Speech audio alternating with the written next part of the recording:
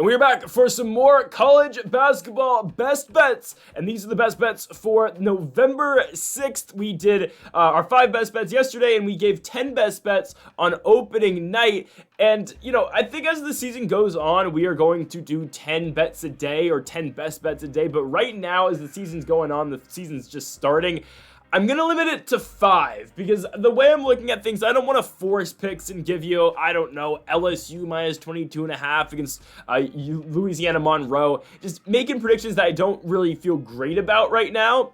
I'm going to limit it to 5 and 5 games that I really like, again, right now. As the season goes on and I get to see all these teams play and start reading into, scores, reading into, again, lines, I think we will do 10 bets a day. But right now, I only feel good about 5 games, and we are going to go over all 5 of those games in this video. And folks, if you have not yet, though, make sure that subscribe button down below for some more daily college basketball best bets here on the channel. It really helps out the channel a lot if you do just hit that subscribe button down below and leave a like. We are about 800 subscribers away from 20,000 on the channel, so make sure to hit that subscribe button down below for more. And again, make sure to join us for our daily NBA predictions as well, posted earlier today on the channel. We had our college football predictions posted yesterday. That video is about 2 hours long. We predict every single college football game weekly. We had our UFC predictions that we posted earlier in the week with Neil Magny and Carlos Prates in the main event, and also later today we will have our NFL predictions, of course, with week number 10. So we got all that out the way. We start off for our first game of the day,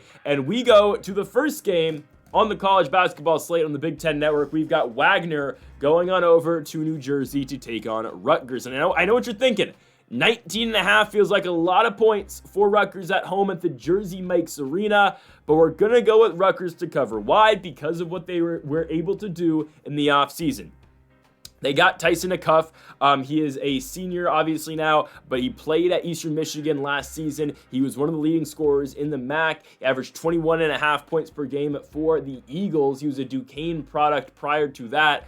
But now he enters this Rutgers team, and he will be the guy who I expect to put up a lot of points for this Rutgers team. But also what Rutgers was able to do in the offseason and what they were able to add, obviously, from the high school ranks. They're able to go out and get the 6'10 guard Ace Bailey, who is the number 2 prospect in some boards in the entire country in terms of high school basketball. And you look at Dylan Harper, who is the number 4 recruit as well. He is a guard. Both those guys are true freshmen, and both those guys will probably have a role, probably have an extended role in this game for Rutgers. They're taking on the Wagner Seahawks. And again, I was kind of skeptical, if I could speak English. That's a common theme on this channel. I was kind of skeptical of picking Wagner in this game against Rutgers, considering this was a team that did make the NCAA tournament last season. They won in the first 4 against Howard, then they went on to lose to North Carolina, obviously by 38 points.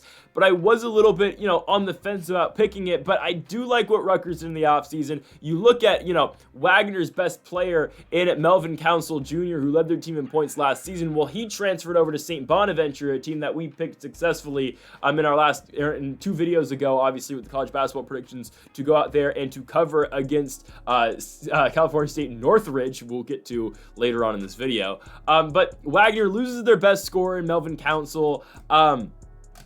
I get it, they were a tournament team last season. They went out and they won the NEC, but again, that is a piss poor conference in all fairness. It's not a great Mid-American conference. That's the one with Fairleigh Dickinson, Sacred Heart, Merrimack, who they beat in the conference tournament final. Rutgers should be able to go out here and put up a statement. Seriously, this is a Rutgers team last season that really struggled. They really struggled to score as a whole, and I think they're much improved, obviously, with what they were able to do. They bring back their leading scorer, who was a junior last season, in Jeremiah Williams. He is now a senior, so he is back again with Tyson, who they got from Eastern Michigan in the portal, with Ace Bailey, with Dylan Harper, the guys, of course, coming in from the high school ranks. I like what Rutgers is able to do in this game against Wagner, and again, they are pretty big favorites, 19.5. I get it. That is a lot of points. I completely understand it, but Rutgers feels like they're in a really good spot in this game. They are ranked in the preseason rankings going into this one. They are the 25th ranked team in the country, and hey, it's a big opportunity for Rutgers to prove themselves. It really is. It's a huge spot for them. You want to prove why you're the 25th best team in the country right now, go out there and beat up on Wagner. And again, for Rutgers, this is a team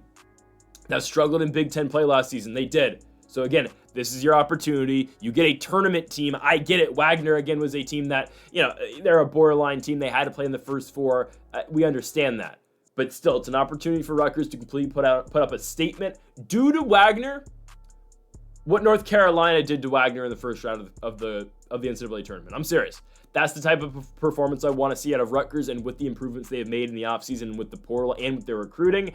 And I'd expect the Scarlet Knights to do something like that. So give me Rutgers to beat up on Wagner and cover the spread and win the game, obviously, by more than 20 or more. We go on to our next game here, and yes, we are returning to Cal State Northridge. Yes, CSUN, we are picking another CSUN game. We picked against them in the St. Bonaventure game. I thought 7.5 points was not enough, okay? I thought St. Bonaventure had that, obviously, against Cal State Northridge, and they did. Now you get Cal State Northridge against the LeMoyne Dolphins. And now, I don't know if it's fool's gold, guys. I might be falling into the trap here. I'm going to be completely honest with you. We might be falling into the trap, but I'm willing to test it out. LeMoyne just went to Syracuse on Monday. They lost the game, but they lost it by 4. I'm willing to give it a shot. They are home dogs against Cal State Northridge in this game. LeMoyne was up at halftime against Syracuse. They were up 41-36. Again, they ended up getting outscored by 9 in that second half, but they won the first half against Syracuse, and it was off the backs of Fred's Paul's Bukowskis. I probably butchered that, but he's a Latvian player. He's a junior for this LeMoyne team. Made his LeMoyne debut in that game against Syracuse.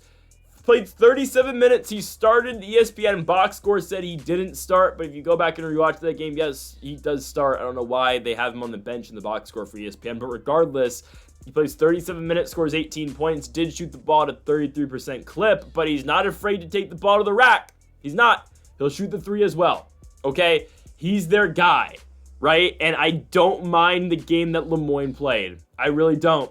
Now, say what you want about Syracuse or whatnot, still, that's an ACC school, and LeMoyne was able to stay competitive with them. Compared to what Cal State Northridge did against St. Bonaventure. Now, we expected them to lose to St. Bonaventure, right? We did not expect CSUN to be in that game. And the thing is, they were never in the game. St. Bonaventure pulls away from them early, and the closest CSUN gets it is at the very end of that one. I mean, hell, the Bonnies go into the halftime locker rooms, up by 11 points, but they had to lead the entire first half, and they're just pulling away from CSUN in that entire second half as well. So the Matadors really just couldn't get going in that game. Again, they made it look somewhat closer by only losing the game by 14 points. Obviously, again, we covered with the Bonnies at minus 7.5. But I'm not that minus 8.5. I think we got it at 7. But still, I'm just not impressed with CSUN. Now, again, my backstory with CSUN that I gave in the opening night video that I'm going to give again. Again, I have been to one UCLA basketball game in my life, and I watched them play CSUN last season. And I watched Cal State Northridge go to UCLA and win the game. It was absolutely insane. However, it's a much different CSUN team now. Watching them play St. Bonaventure, they really struggle to get their shots up. They really struggle to shoot the 3 ball as well, other than a Martindale off their bench who was 2 for 4. The rest of the guys on their team really couldn't launch it. And I just think LeMoyne has a more consistent scoring team. And I get it. They have a guy in, Fred Paul's Bukowskis who's going to shoot the ball a lot and just hope the ball goes in. I mean, hell, and the guy was 4 for 12 shooting, but he did launch 3 threes, and he got to the rack and got fouled. He went 7 for 8 on his free throws in this game. And that's what LeMoyne's going to do. They are going to drive and kick. That's their team. Seriously, you watch them play Syracuse. That is the entire basis of what they play.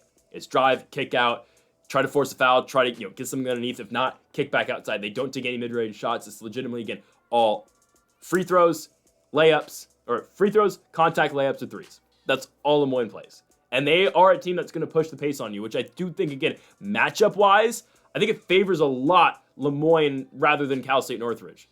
Because, again, Cal State Northridge, I think, struggles to stay in this high-tempo game. I think LeMoyne is going to play that high tempo. Considering what they played against Syracuse, I think LeMoyne's able to beat Cal State Northridge. And on top of that, again, this game is at LeMoyne. LeMoyne gets this one at home in front of the home faithful in Syracuse. I'm taking LeMoyne to get the job done. CSUN are the favorites in this game on the road. I don't understand it. Watching these two teams play their first games, LeMoyne looks like the better team. Give me LeMoyne to win the game, and they'll cover, obviously, as home dogs. Let's let's go on to our next one here. We go into the Big Ten. Back to the Big Ten. We've got Minnesota hosting Oral Roberts. And I like Minnesota to win, but we're taking Oral Roberts to cover the spread. Now, I get it. Max Asmus is way gone, obviously. He's been gone off this Oral Roberts team, and this is the first time we're seeing the Eagles this season. And again, I wanted to kind of stay away from teams that are making their debuts on the year, but I do like what we're able to get out of Oral Roberts in this game. 16.5 points, I think, feels like too much. Why? Because we can look at what Oral Roberts has done in the past and what the games they played last season against non-conference schools, and they were able to stay competitive. Okay, Isaac McBride is essentially, he's no Max Asmus, obviously, because Max Asmus, again, at Oral Roberts was leading, all of college basketball in points per game. Again, that's what Asmus brought to that Oral Roberts team. And McBride is not that. Isaac McBride is not that, but he is a ball-dependent point guard who is going to score and who's going to put the ball in the rack. That's what McBride does. And you look at what McBride does. Again, he's back for his senior season. They played Texas A&M last year. A&M was the 13th ranked team in the country when they played them. They lost the game by 8 points. McBride had 27 points. They went to Kansas State, lost the game in overtime by 10 points, but still, McBride put up 25. They played Oklahoma State. They lost the game by 21. That's fine. But they played Texas Tech and lost the game by 6 points as well. Oral Roberts has played these big schools. Again, Jalen Bedford is gone. He is now at UNLV, but still, Oral Roberts has played these Power 4/Power 5 schools, and they've stayed competitive with them, right? Minnesota was a school last year that made it to the NIT. They were very shaky in the Big Ten last season. They finished the season on a 3-game losing streak. I was at the Indiana game. It wasn't great for Minnesota. They lost. They didn't play Indiana. I'm thinking of Wisconsin. Regardless, Minnesota. I remember watching that game from Minnesota. It was in Minneapolis. They ended up losing it to Indiana, who was finding their footing at the end of last season. But they dropped a game to Indiana, dropped one to Northwestern, dropped one to Michigan State at the end of the season, spoiling their tournament hopes, instead sending them to the NIT, where they beat Butler by 1 point, but then played another Indiana school in the Indiana State Sycamores, and the Sycamores obviously beat them by 12 points on their way to the NIT championship game. Minnesota last season, they played Bethune-Cookman to start the year. They beat them by 20, beat up on UTSA. Had a game where they lost to USF, and San Francisco was so disappointing against Cal Poly. That was one of our picks yesterday, and I don't know whether to take it maybe San Francisco's just not that good this season, or Cal Poly's a lot better. I think it's probably the first one. I don't think Cal Poly's that improved. USF just played a horrible game. When I look at this game, I'm expecting Minnesota to go out here and win this basketball game. There's no doubt in my mind that the Golden Gophers don't go out and win this one. They have the best player on the court, obviously, in Dawson Garcia. This is a guy, again, a former Marquette player, played at UNC as well, transferred back to Minnesota last season, was an all Big Ten player for Minnesota, and really their entire team revolves around him. Dawson Garcia led their team in points and rebounds last year. They lose Elijah Hawkins, who was their guard last season. He is now at Texas Tech, which is fine. But Dawson Garcia is going to be everything Minnesota has. And again, their success is dependent on Dawson Garcia. It is. Cam Christie, obviously, was another big-time player for this Minnesota team last season. Obviously, related to Max Christie, Cam Christie is now in the NBA. He's playing for the Los Angeles Clippers. Okay, I think Minnesota got worse, and compared to what you look at what Oral Roberts has, again, Oral Roberts is returning. Isaac McBride, they've been able to stay competitive again last season on the road at A&M. They lost the game by 8 points. They lost the game by 10 on the road in overtime to K-State. They lost the game at Texas Tech by 6 points as well on the road. Last season really gives me hope for this Oral Roberts team. They have been there and done that and played, again, these big schools and stayed competitive and stayed in the game. Now, have they won the games? No, but we're not picking them to win the game. We're picking them to cover. Again, that's what I'm looking at in terms of reading lines and seeing these past seasons. I like Oral Roberts here in this game to cover the 16.5 points. It just feels like too much, especially against a Minnesota team that's losing some of their best offensive weapons. I get it. Dawson Garcia, again, is the best player on the court. But still, other than that, I like what Oral Roberts is able to do. And I do think they keep this game somewhat competitive. I think Minnesota will pull away, but I don't think they pull away to the point where they get up by 17 points. So give me Oral Roberts to cover the 16.5 on the road in Minneapolis. We're riding with Oral Roberts as we go on to our next one here. We go to Pepperdine or Malibu, California, where we've got Pepperdine taking on West Illinois. Now, I don't want to keep repeating the same teams, but until, again, we see repetition, we see multiple games, or even just one game out of a lot of these college basketball schools, I'm gonna, pick a game with a team that I've already watched this season, West Illinois, right? We saw Western Illinois and San Jose State on opening night. We saw the line for that game. It was West Illinois, give or take, plus like 7.5. I thought it was ridiculous. I thought it was absolutely an atrocious line. Again, West Illinois coming out the Ohio Valley, but San Jose State, guys, is legitimately one of the worst schools in college basketball. At least in the Mountain West, they're absolutely horrible. Don't get me wrong. The upper half of the Mountain West is really good. The bottom fourth really struggles in the Mountain West Conference, and San Jose State is in that bottom fourth. It was a defensive battle between West Illinois and San Jose State. San Jose State really can't score, and the thing is, Western Illinois really can't do the same either. Pepperdine's a team that's going to at least, they're going to try to shoot the ball on you. They're going to try to go out there and put up points. Now, they lost, obviously, Michael Ajayi to Gonzaga. It's fine. He was their best shooter last season. Pepperdine, again, that's rough, losing your best player, obviously, but I'm not too sold on West Illinois. And when you look at, again, West Illinois versus Pepperdine versus San Jose State, I'm taking Pepperdine in that game. Again, a team at the West Coast Conference. Obviously, they lose Javon Porter to Loyola Marymount this season as well. It's fine. Pepperdine's, again, a team that plays in the West Coast Conference. You look at what they did in the conference tournament. They played Pacific. I believe that was the 8-9 game. Was it the 8-9 game? It might have been. Pacific's the worst team in college basketball. Legitimately, they might be. They're absolutely atrocious. I remember watching that Pepperdine Pacific game, and I legitimately think the game started like 26-0 Pepperdine. I think, because I had Pepperdine like minus like 13.5 in that game, and it was 26-0 in the first couple minutes. Anyways, they ended up winning the game 102-43, and maybe I'm a little biased on Pepperdine because that's the last Pepperdine game I watched, and we're going to get to their opponents they lost to in the next round of the tournament in the San Diego Toros in just a second.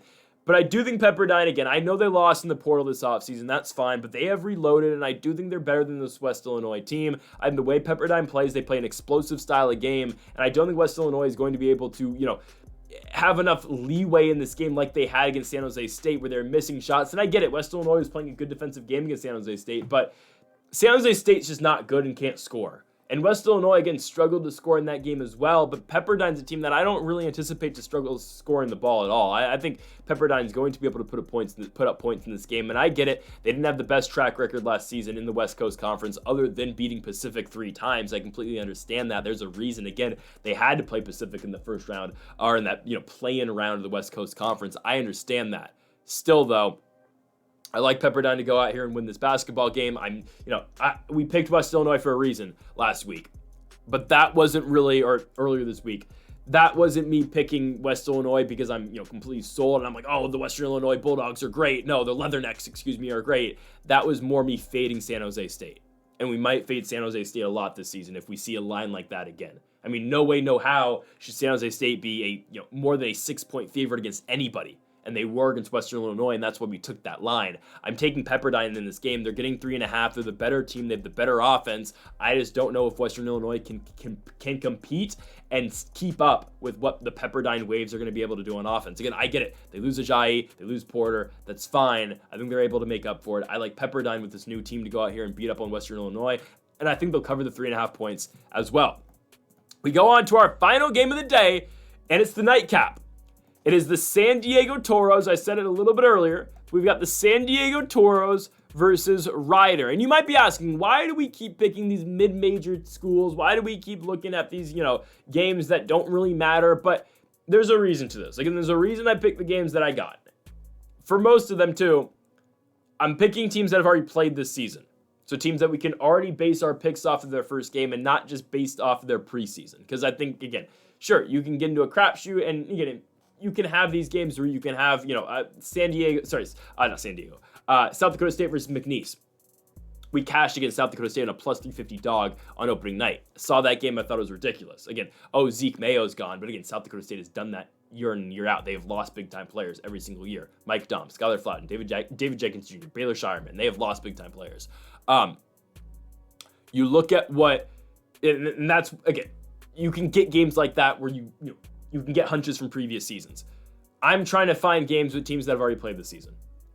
This is that game right here. And on top of that also, I'm trying to find games that have lines that aren't that crazy. And this is a, you got the San Diego Toros are a 1.5 point favorite at home against the Ryder Broncos in this game.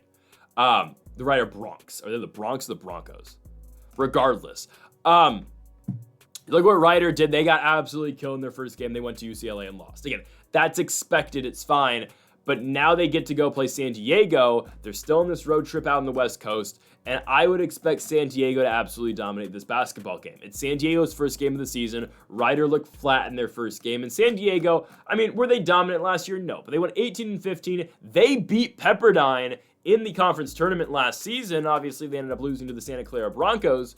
But still, San Diego, I mean, we're talking about Pepperdine can score. Well, San Diego can do the same thing. They play more of a defensive game, but still, San Diego, again, is a better team than Pepperdine. We were just speaking lengths about how good Pepperdine is. And I feel good about San Diego winning this game. Ryder did not look impressive in their game against UCLA, and I get it. It's against UCLA, but they struggled to score. San Diego does lose their leading scorer, though, in Deuce Turner. He did go to UCSB. They lost Wade McKinney III, to San Diego State, and they lost PJ Hayes IV to Rutgers. Again, this is college basketball, and this is what really makes picking college basketball difficult. Again, there's a reason I picked this game because the line is only 1.5. The margin's not that long or not that large. And additionally, we've already seen Ryder play this season.